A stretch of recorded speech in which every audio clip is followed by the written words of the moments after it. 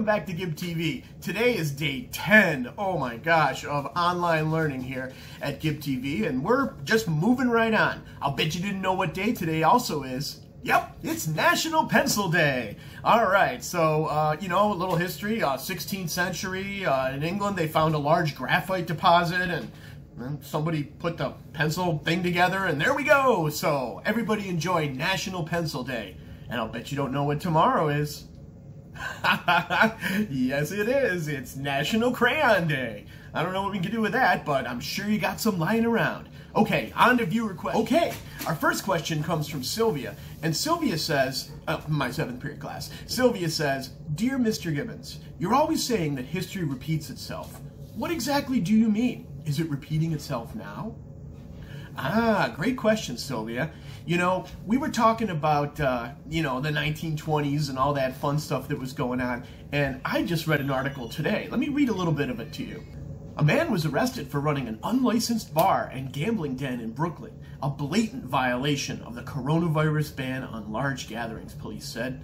Police collared 56-year-old Vasil Pando just after 11 p.m. Saturday after they found a dozen people drinking, gambling, and ignoring social distancing mandates inside Miami 2 Sports Cafe on Kings Highway. Sylvia, what were they doing? They were running an illegal bar? What was that called?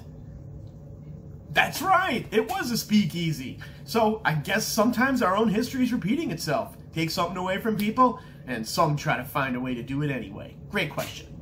Okay, and the next one is, "Dear Mr. Gibbons, will we be getting new seating charts when we come back to school?" Hey, that's a great question. In fact, I'm already planning on it, but we have to take into mind social distancing. So here's the new seating chart.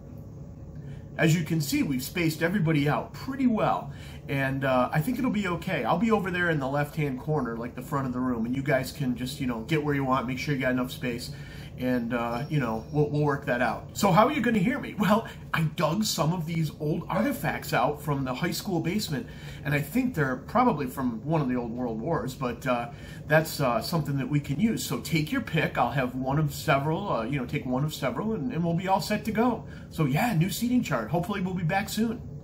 Great question. Okay, our next question comes from Chuck in period 5. And Chuck says, "Mr. Gibbons, are you still saying the Pledge of Allegiance every morning? Just wondering." Hey, thanks, Chuck. And I do. I have one flag in my house, and I do say the pledge every morning. In fact, here we go. "Religion stands, one nation, under God, indivisible, with liberty and justice for all." Really should move that flag. It's always kind of been there, so I just figured, but yeah, I say the pledge. Pledge it up, baby. All right. Okay, the next question comes from Jonathan in my 5th period class. "Hey, I was thinking about history, and I wonder if you could help me. What are those pyramid-shaped things in Egypt called? I was just wondering." John, those pyramid things in Egypt? Let me just think about that for a second. All right, now it's time to end with the joke. Connor in my 5th period class sent this one.